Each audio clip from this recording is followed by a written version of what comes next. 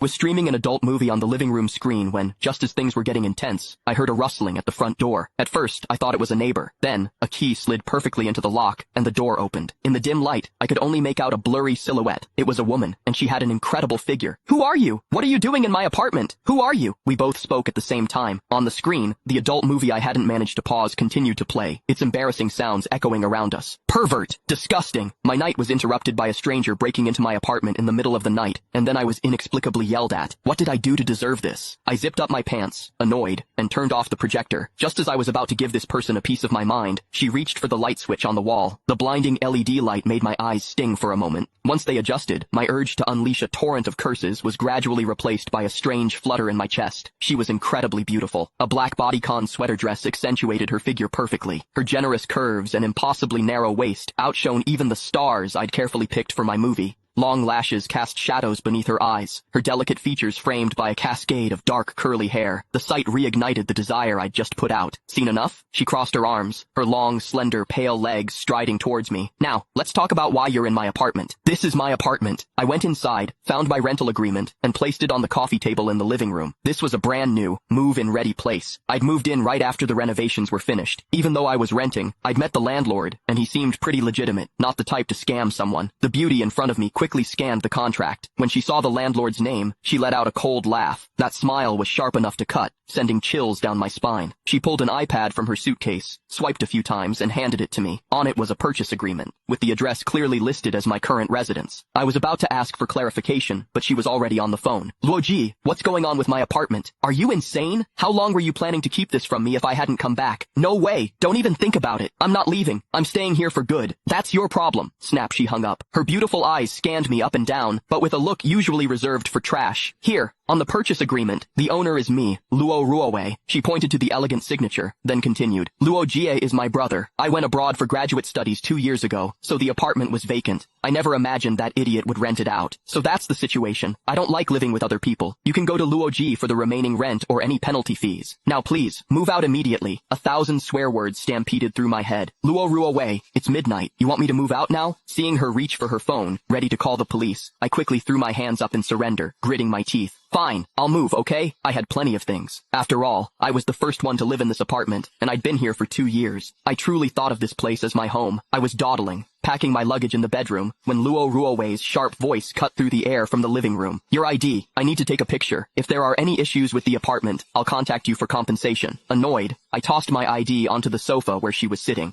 Click the link in my bio to get the full story for free.